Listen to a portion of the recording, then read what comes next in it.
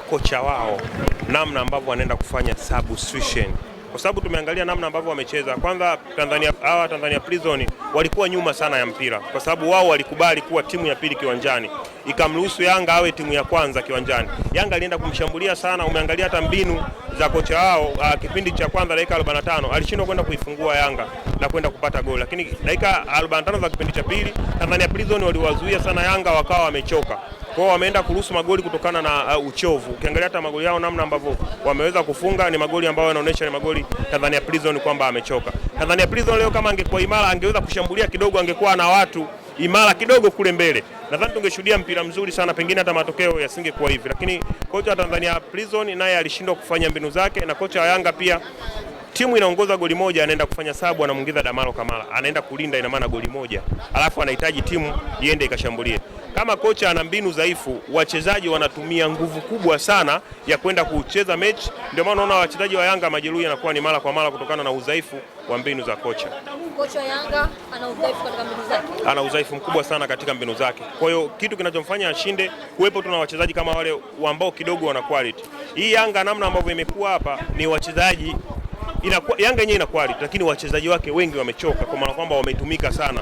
Ukiangalia performance za wachezaji, pengine ni Duke Abuya na Pacome Zouzoua, lakini wachezaji wengine wote viwango vyao kidogo vimedrop.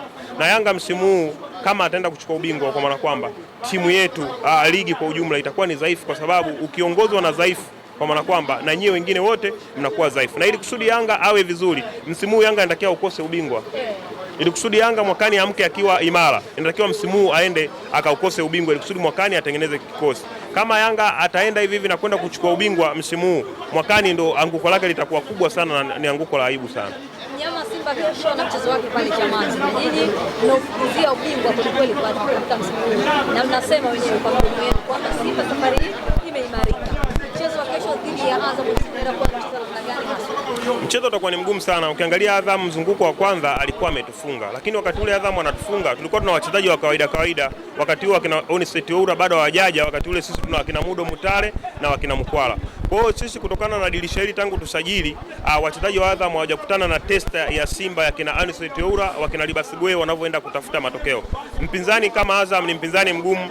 Azam ni timu ambayo ina kocha bora sana kwa sasa, lakini sisi tuna imani kupitia ugumu huo na pia Azam ameamini kwamba matokeo ambayo yanaweza kumfavor ni kutumia kiwanja cha Azam pengine kuliko Benjamin Mkapa. Ndio maana unaona hata viingilio ameweka vikubwa. Kwa hiyo anaamini uwanja wa nyumbani unaweza kumpa matokeo, lakini sisi tunaamini kwenye ubingwa na kusawazisha lile gap, kwa maana kwamba gap libakia alama moja, ni lazima uende ukamfunge Azam. Sasa Azam kutokana na ule ubora wake, kwanza kuna golikipa wetu pale Aishi Manula, wachezaji hatari wakina Fei, wakina Idinado ambao wako kwa Azam.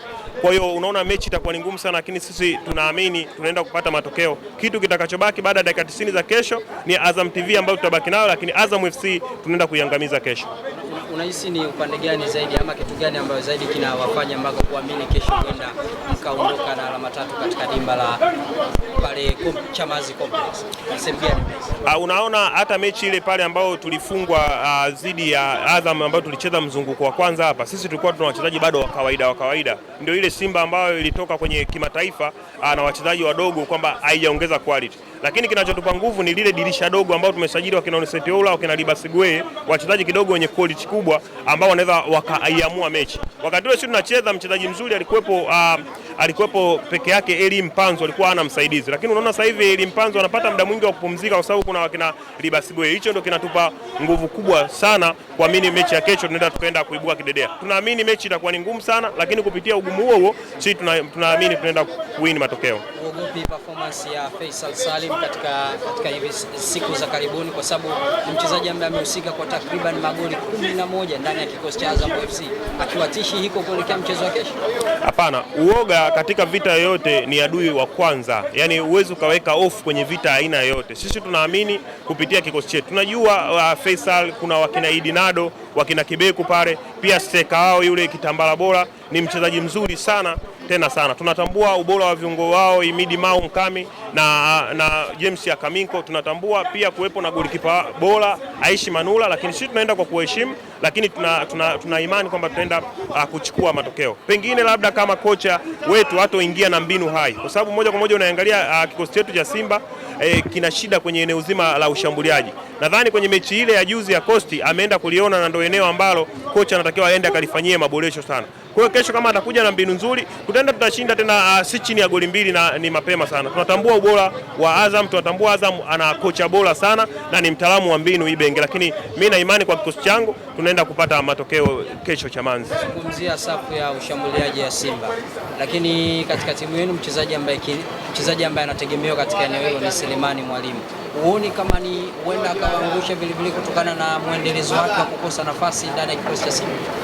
Unajua Selemani Mwalimu ni pengine kutokana na hii break na pia kutokana na amefungiwa, kutokana na kile kifungo, maana ametoka kwenye kifungo cha kufungiwa lile lungu la masaa 72 akaja kwenye hii break ambayo timu ya taifa ilienda kucheza. Kwa hiyo unaona mwili kidogo ulipokea uchovu au kurejea moja kwa moja. Tumeona hata mechi ile pale jana ambayo yeye mwenyewe alikuwa anatakiwa ashinde hata mechi 3 dhidi ya Coast Union, lakini umeona amepata nafasi moja ambayo ikaenda ikampa win-win. Nadhani amerudi kwenye kiwanja cha mazoezi na kocha ameliona lile ndio eneo ambalo anatakiwa alifanyie maboresho. Ukiangalia Simba namna inavyocheza, shida inaanzia kwenye viungo wa juu ambao wanaenda kutengeneza nafasi na mtu wa mwisho ambaye anaenda kuscore. Lakini kwenye upande wa backline wako vizuri. Nadhani kocha amerudi kwenye uwanja wa mazoezi, ameenda kuwajengea confidence ili kusudi waingie mechi ya imara. Unajua ukicheza na timu daraja la Coast Union inaweza ikakupa nafasi nyingi, lakini tusitegemee kuona kwenye mechi kama ya Azam wewe ukapata nafasi nyingi vile na ukaenda kuzicheza. Mechi ya Azam inaweza ikakupa nafasi moja, na nafasi moja yeye inatakiwa utumie kutokana na quality aliyokuwa nayo Azam.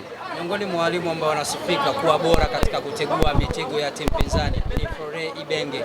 Kesho mnakwenda kukabiliana naye. Huoni hiki nacho kitakuwa ni kikwazo kingine kwa mnyama?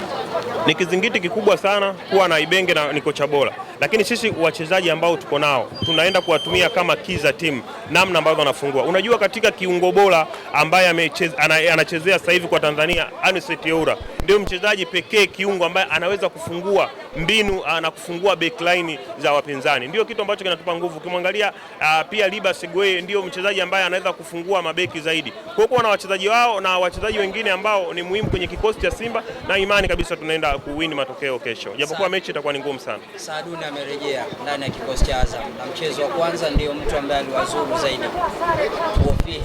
Sio hilo. Mimi mchezaji ambaye pengine kwa Azam ambaye namuona ana uhatari zaidi ni yule Sereri na yule Kitambara bora. Lakini wachezaji wengine pia na Idinado ndio wachezaji pengine, lakini Saaduni mimi naona ni mchezaji tu wa kawaida ambaye pengine aweze akafanya madhara makubwa sana kutokana na uimara aliokuwa nao Simba sasa hivi. Simba sasa hivi imeimarika, sio ile Simba ambayo walienda wakaifunga goli 2, kwa sababu wale wakina Mkwala au wakina Mudo Mutare wale wote hawapo sasa hivi. Tuna wachezaji wengine sana wakina Ruemba na wakina Anicet Oura. Lakini Kapombe bado yupo Simba. Kapombe yupo na ndio beki bora katika mabeki bora miaka 10 ya mpira ambao nimeshawahi kuwashuhudia. Upande wa kushoto ni Mohamed Hussein, upande wa kulia ni Shomari Kapombe. Ndio beki bora wa Kitanzania kuwahi kutokea, ukiachana na Juma Jabu enzi hizo ambazo mimi mwenyewe nilikuwa nacheza mpira. Ukirejea kwenye mchezo wa leo, je, unaona kwa kiwango alichoonyesha Yanga kwamba atatoa pressure kwa mashabiki wao kuhusu majeraha na wakabili? Namna ambavyo wamecheza leo Yanga ni kwa sababu tu wamewin, lakini Yanga kwenye kosi yao ana madhaifu mengi tu ambayo bado yapo. Ana madhaifu mengi. Yanga pengine anaweza akawa hana madhaifu, lakini wachezaji wake pia wametumika sana, wamechoka. Yaani wachezaji wa Yanga ukiangalia wamechoka. Wameshinda kwa hii timu na yenyewe ndio imejichokea zaidi. Pengine nilikuwa naamini mechi ya leo itakuwa ina testa kubwa kutokana na Tanzania Prison walivyocheza nao mechi ya kwanza. Lakini mechi hii Tanzania Prison wamekuja tofauti kabisa. Wamekuwa wadhaifu wa mbinu na wamecheza kiuchovu sana. Kipindi cha kwanza walivyocheza nikaamini mechi itakuwa ni nzuri zaidi. Lakini kipindi cha pili Yanga wakaja wakanijibu kwamba hii mechi tunashinda na tunashinda magoli mengi sana. Shukrani. Asante sana.